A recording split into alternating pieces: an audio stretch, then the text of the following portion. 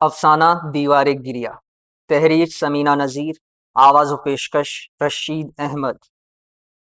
इसे मालूम था कि बड़े ठाकुर के यहाँ आई बारात में ऐसा डाका पड़ेगा कि मालो दौलत के साथ उनके घर की इज्जत भी चली जाएगी। पूरे बीकानेर और गांव वासियों को सिर्फ चांदी सोना तोड़े गहने और कीमती बर्तन जाने की खबर थी। उनकी मंजली जोरू को भी डाकू साथ ले गए। ठाकुर ये दुनिया को कैसे बताते? चोर की माँ चिल्ला के कब रोती है? कभी पूजा में गुम माथा टेकती राधा को मशकूक नजरों से घूरते, कभी आंगन में पहलदोज और गुड़िया खेलती छोटी बेगम की चोटी घसीट कर उसे पूछते कि मंजली गई तो कहाँ गई। वो नादानी से हंसती और अपनी बारी लेने भाग जाती। उन्हें लुगाई के जाने का चंदा दुख न था। वो तो जब चाहते दूसरी ब्याह लाते। केवल ये हरकत दूसरी जनानियों को हिम्मत न दे दे, उन्हें बस इस बात का खदशा था। दिन रात उसी उधेड़ बुन में रहते, धोती थामे चलते दिमाग और खामोश जुबान से उसके अगवा या फरार का खोज लगाने लगे कि डाकू आकर रूपोश हुए तो कहाँ। राजस्थान के तमाम डाकू के सरगना उनके यारे गार थे। भला वो ऐसी कमीनी हरकत क्यों करते? हो न हो डाकू दूसरी तरफ के थे। दूसरी तरफ गांव मिठड़ापुर में रात गहरी थी। अकार का महीना गुजर चुका था। डाकुओं की टोली कच्चे में जा चुकी थी। खुले आसमान में आखिरी तारीख का बाल बराबर चांद बमुश्किल चमक रहा था। रानी की भूख चमकी और वो रसोई नाम के दो बर्तन खड़खड़ाने लगी। वहां कुछ होता तो उसे मिलता भी। कुटिया किसी विधवा की जिंदगी की तरह वीरान थी। ये कटोरा भर दूध पी ले, प्यारू की बारीक सी आवाज उभरी। पड़ोस की बकरी से चुरा कर लाया हूं। साथ ही बाजरे की मोटी रोटी भी उसने उस वहशी हिरनी को थमा दी। थी तो मुकम्मल औरत, लेकिन न जाने क्यों सूती लुंगी और स्याह मर्दाना कुर्ता पहने कच्चे फर्श पर फसकड़ा मारे बैठी थी, किसी अक्खड़ मर्द की तरह। सर से मेला पगड़ उतार कर वहीं कमर सीधी करने लगी। लंबे बाल जोड़े में कब तक कैद रहते? बालपन उसने सलीके से चटाई के पास धर दिए। प्यारू राम ने आंख के कोने से उसे देखा। थी तो मुकम्मल औरत। तू अकेला रहता है रे? रानी ने खोजने को बात शुरू की। मेरी छोड़, तू अपना रास्ता नाप। प्यारू राम झुलस कर उठा और हब्स वाली रात में कुटिया से बाहर जाने लगा। रानी बिदबिदाई, पर वापस कैसे जाऊं? तू बता। जैसे आई थी वैसे। प्यारू राम ने बेनियाजी से कंधे उचका दिए और बाहर जाकर अपने ऊंट के पास सो गया। रात भर की मीलों मसाफत के बाद वो और उसका ऊंट शेरा दोनों मरने वाले हो रहे थे। रानी का दिल किसी पत्ते की तरह होले से खड़क गया। 19-20 साल का कमजोर सी आवाज वाला छरेरा सा लड़का उसे यकायक भला लगने लगा। शायद रानी ने बड़े ठाकुर के अलावा कोई मर्द जिंदगी में पहली मर्तबा इतने करीब से देखा था, इसलिए। पिछली रात डाकू 5 घोड़ों पर सवार कहीं दूर से आए थे। चांदी का दौर था, जब सहूलत से उधर का माल इधर हो जाया करता। बॉर्डर के आगे दलदली इलाका था। शामत का मारा प्यारू राम अपने ऊंट शेरा पर किसी महाराजा की तरह यूं ही सवारी कर रहा था। उसका सारा जीवन बस यूं ही था। बिला मकसद कभी कभार मुरली बजा लेता, जो हर वक्त किरपान की तरह उसकी कमर से लगी रहती। आसपास मंगनहार कबीले का राज था। उनके जेर असर मुरली खूब बजाता। कभी वाई भी गा लेता, मगर अकेले में। हमेशा अकेला और खामोश ही तो रहता था।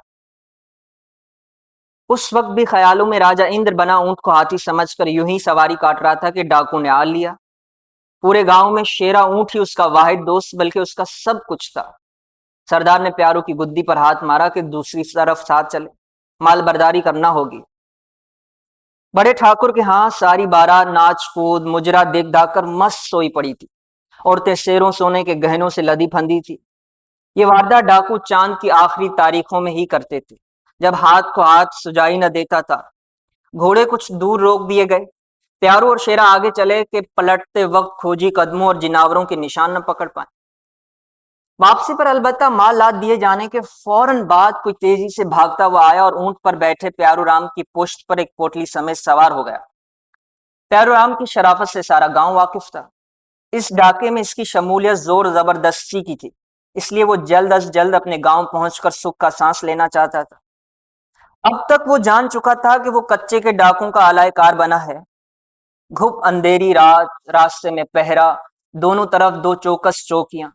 अजनबी सवार ने प्यारू को और प्यारू ने शेरा की घंटी को सख्ती से दबोच रखा था, ताकि बगैर किसी खटके के वो लोग बॉर्डर पार कर जाएं। भंवर होने से पहले ही मुख्तसर सा ये काफिला मिठड़ापुर पहुंच गया। जाते जाते डाकू ने प्यारू को इनाम के तौर पर 2 ठोकरें रसीद की और उसकी बकरी भी साथ ले गए। पैरूराम इस सलूक का आदी था। बचपन से उसके साथ यही तो होता चला आ रहा था। फौरन कपड़े झाड़ कर उठ खड़ा हुआ। अलबत्ता वो बार बार मुंह खोलना चाहता था, ये बताने के लिए उनका एक साथी अंदर कुटिया में जा बैठा है, उसे भी साथ ले जाएं। घोड़े जरा आगे निकले तो अपनी तरफ से प्यारू ने जोरदार आवाज निकाली, जो कि बकरी की मिनमिनाहट जैसी पतली थी। वो सरदार हो, वो सरदार, अपना आदमी को लेते जाओ, वो सरदार हो। उसी वक्त रानी ने उसके मुंह पर हाथ रखकर उसे कुटिया के अंदर घसीटा और झट से कुंडी लगा दी। ये रानी थी, बड़े ठाकुर की मंजली औरत। हफ्ता भर खोजी और उनके सिधाए कुत्ते पैरों के निशान सूंघते रहे, लेकिन डाकू का कहीं सुराग न मिला। ये निशान बॉर्डर से पहले ही बिखर जाते थे। घोड़े और ऊंट तो बॉर्डर के इस तरफ भी बुतहरे थे। अलबत्ता खारदार तारों वाले इलाके में ऊंट के पैरों के साथ चांदी की मोटी झांझर जरूर मिली। बड़े ठाकुर, डाकू के साथ कोई औरत भी थी। क्या जमाना आ गया है, फुल्लन देवी फिर से तो नहीं आ गई? खोजी सिट पिटाए और बड़े ठाकुर खोखली हंसी हंस कर रह गए। मंजली के जाने से बड़ी वाली बहुत परेशान थी। अब ठाकुर रोज उसकी चारपाई पर आ धमकता और उसका बदन तोड़ता। सुबह सवेरे स्नान करने में भी राधा की जान जाती थी। इलाके में वैसे ही पानी की कमी थी। मंजली के रहते बिस्तर और घर दोनों का सुख उसे हासिल था। रानी ने मजे से हवेली की सारी राजधानी संभाल रखी थी। बड़ी को पलंग से पैर न उतारने देती थी, उल्टा दासी की तरह उसकी खिदमत करती और बातचीत से रौनक अलग लगाए रखती थी। राधा मजे से पूजा पाठ में उत्तम ध्यान लगाए रखती। ठाकुर के भद्दे वजूद और कच्ची शराब वाले भिपकारे मारते मुंह से संडास तक बेहतर था। छोटी दिमाग से खाली थी। वो ठाकुर के बिस्तर में आते ही बस हंसती रहती और हर वक्त ये क्या है, वो क्या है, जैसे सवाल करती। कई मर्तबा हवेली से भाग चुकी, लेकिन इतनी बेवकूफ थी कि भूख लगने पर लौट भी आती और जी भर कर पिटती। न उसके कोई आगे था न पीछे जो आकर बड़े ठाकुर से उसके बारे में बाज पुछ करता। दुनिया में अनाज कम है और आबादी ज्यादा, कोई करता भी तो क्या करता। बहुत पहले ज्यादा बड़े ठाकुर यानी उनके बाप ने इस हवेली को पहलियों की तरह पेचदार बनाया था। मकान के अंदर पहले सहन, फिर दौलान, फिर बैठक, फिर कमरा, फिर गली, फिर कमरा और फिर अंदर जनानी कोठरियां। बिल्ली भी एक मर्तबा अंदर आ जाए तो बूढ़ी होकर बाहर निकले या उसका मुर्दा। लेकिन रानी फिर भी भाग निकली, वो भी 2 लड़के छोड़कर। गांव में किसी ने रानी की कभी सूरत न देखी थी। वैसे भी वहां हर औरत हाथ भर का घूंघट तो काढ़े रखती थी। ठाकुर किसी से क्या कहकर पुछवाता। चौकी वालों तक उसकी रसाई थी। एक सिपाही को एतमाद में लेकर उसने उसकी मुट्ठी गर्म की, साल भर का अनाज का वादा किया और इसरार किया कि एक मर्तबा दूसरी तरफ का चक्कर लगा आए, उसके मालूम मता किसी तरह ढूंढ लाए। मिठड़ापुर गांव में प्यारू की कुटिया जरा फासले पर थी। कुछ दिन तो रानी बंद रही, लेकिन वो कोई चूंटी तो न थी कि भीतर छुपी रहती और किसी को खबर भी ना होती। गामे की लुगाई ने सांस खींची जब प्यारू दिन में 2 मर्तबा कुएं पर डोल डालने गया।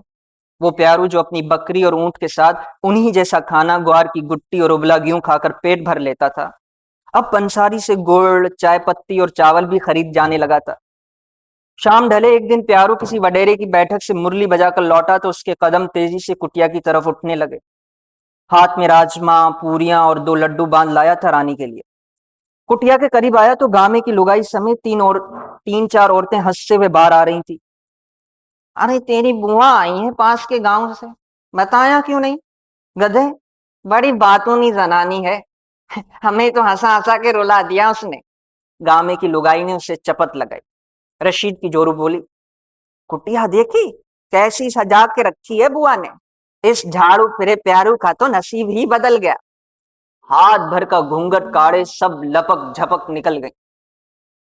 प्यारू खाने की पोटली लिए दम साधे खड़ा था। रानी ने नहाकर कुछ सिंगार सा कर रखा था। पोटली छीनकर वो रगबत से पूरी खाने लगी, फिर लड्डू हाथ में लेकर बाहर आ गई। दोनों एक बड़े से पत्थर पर बैठकर उभरते चांद और खुले आसमान को तकने लगे। और था क्या, दूर रेत की सुनहरी चादर अलबत्ता बिछी थी। ऊंट कुटिया के करीब सुकून से बैठा था। दूर से गाहे बगाए मोर की हूक भी सुनाई देती थी।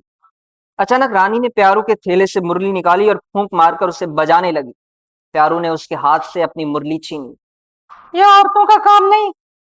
और वो भिटाई की वाई गाने लगा। दम भर को रुका और जैसे किसी दर्द के कारण शाह लतीफ की वाई उसके मुंह से निकलकर सारी फिजा को आरी की तरह चीरने लगी। मुझ में तू मौजूद, मैं अज़ल का शऊर, कायनात का नूर, आंखें आंखों से मिले, हो गए सब सुजूद, मैं अज़ल का शऊर, कायनात का नूर। रानी को लगा कि वो स्वर्ग में है, जहां ठाकुर के खुरदरे हाथ उसे नोच रहे हैं। न उसकी सांसों की बदबू से फिजा मुतफ्फिन है और न उसका जिस्म तकलीफ से चटक रहा है। बस फिजा में सुर, राग, पाकीज़गी और हुस्न बिखर रहा है। वो मस्त होकर नाचने लगी। अब प्यारू राम तहय्युर में था। कच्ची मिट्टी पर एक झांझर वाले सांवले पांव पड़ते तो हल्की सी मिट्टी उड़ती और फिर पैर चकराने लगते। रानी ने अपना लहंगा थोड़ा सा ऊपर उड़स लिया था। प्यारू राम की नजर करीब से उस चिकनी पिंडली पर पड़ी और वो मुरली में फूंक मारना भूल गया। नींद आ रही है, कहा और फिर जाकर छप्पर में बिछे फकीरी बिस्तर पर मुंह मोड़कर लेट गया। रानी वहीं उकड़ू बैठ गई।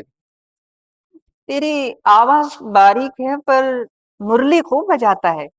खामोश रहता है मगर तेरी आंखों में जो सवाल छुपे हैं वो मुझे सुनाई देते हैं। मैंने तो कुछ भी नहीं पूछा। प्यारू करवट लेने लगा। तो यहाँ भाग कर आई, तेरी मर्जी। मेरी बुआ बन गई। बाप का दूर पता नहीं और मेरी बुआ पैदा हो गई। अरे अरे अरे अरे वो देख प्यारू। रानी ने एक टूटते तारे की तरफ इशारा किया। ये मैंने पहली बार ऐसा खुला आसमान, ऐसी रात, ऐसी गोबर में मिली सौंफ की खुशबू और ऐसा तारा देखा है प्यारू। तेरे कारण ये सब कितना सुंदर लग रहा है। प्यारू जलकर बोला। क्यों? तुम्हारी तरफ क्या जमीन, आसमान, चांद, तारे सब अलग होते हैं? बीच में तारों की बात लगाने से क्या सब अलग हो जाता है? रानी काफी देर चुप रही। वहां भी सब कुछ होता होगा लेकिन मेरे नसीब में न था। मैं तो कोठरी के भीतर रहती थी। मेरी दुनिया बस वो कोठी के अंदर वाला हिस्सा था प्यारू। 2 साल से मैं सुन रही थी कि उस तरफ से डाकू चांद की आखिरी तारीखों में आते हैं।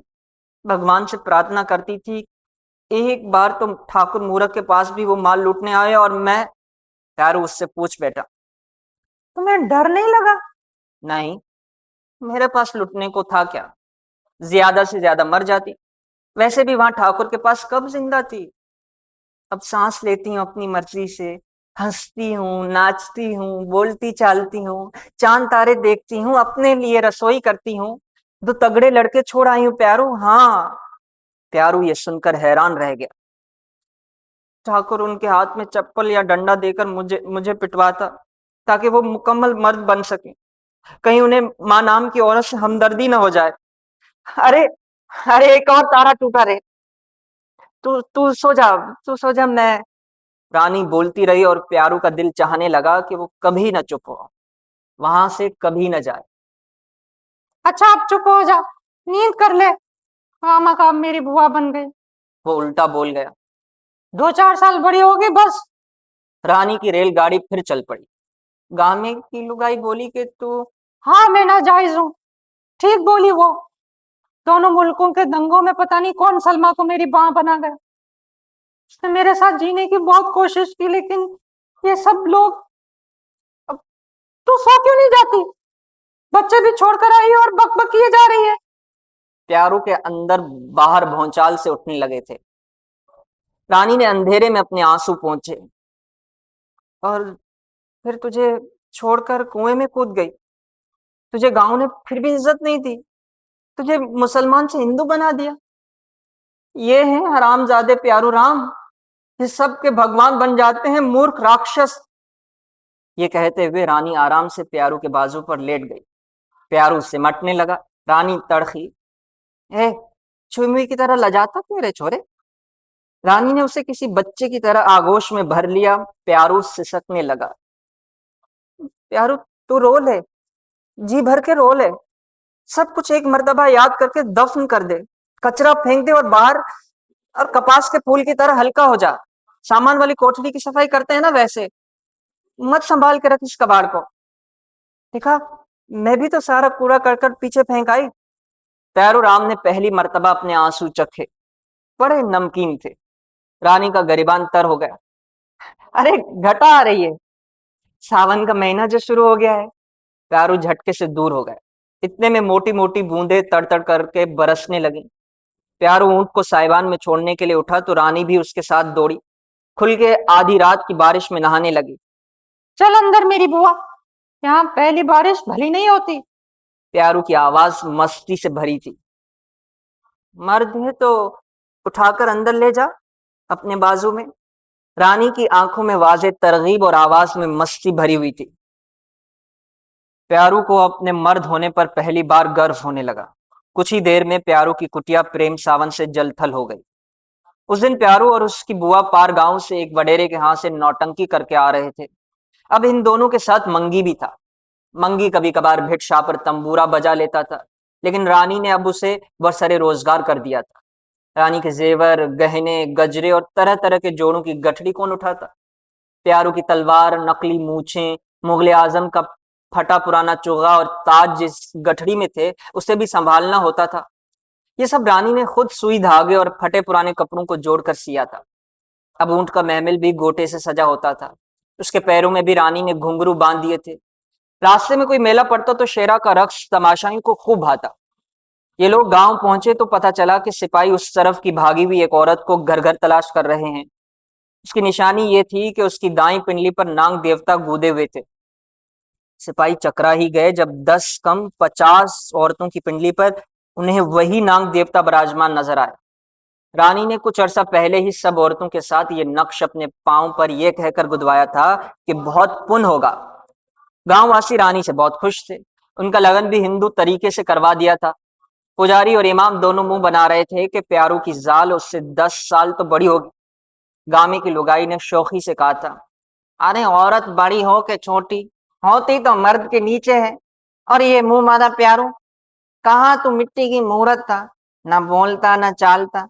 अब देखो एकदम मर्द हो गया है, ताजा मोटा। ऊपर से इनकी नौटंकी से रामलीला भी खूब सजती है।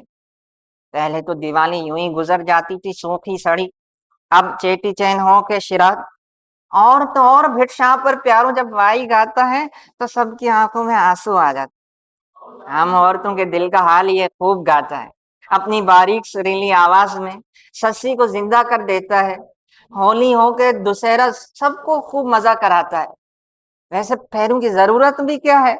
जब दोनों के दिल मिल गए तो तुम्हारे शलोक और कलमे क्या करेंगे? गामी की लुगाई बड़ी मुंहफट थी।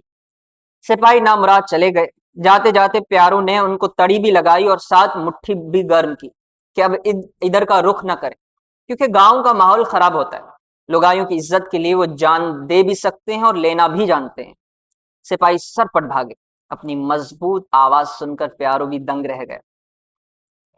2 बरस गुजरने को थे कि कच्चे के डाकू फिर आए।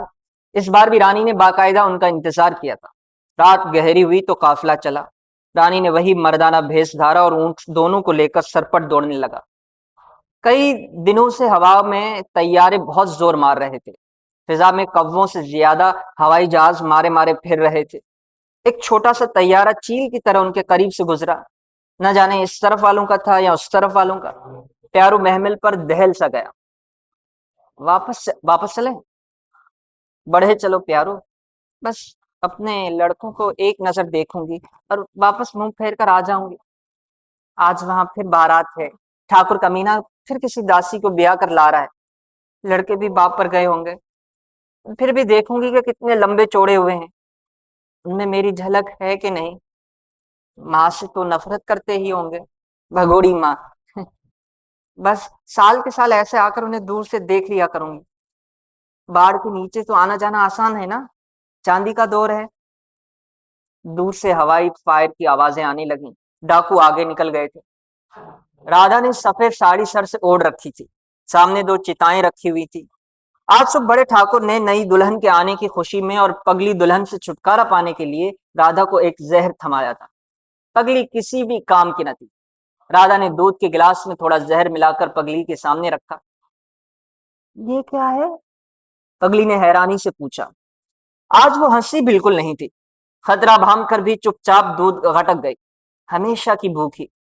राधा ने बड़े रसान से कोठरी का दरवाजा बंद किया और कुछ देर बाद दूसरा गिलास बड़े ठाकुर के आगे रख दिया।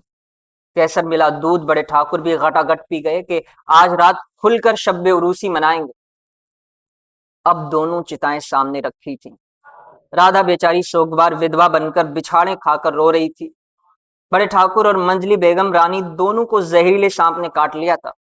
बार बार दुहाई देती जाती, हाय राम, तूने सरकार साई छीन लिया और बहन जैसी सोकल भी गई।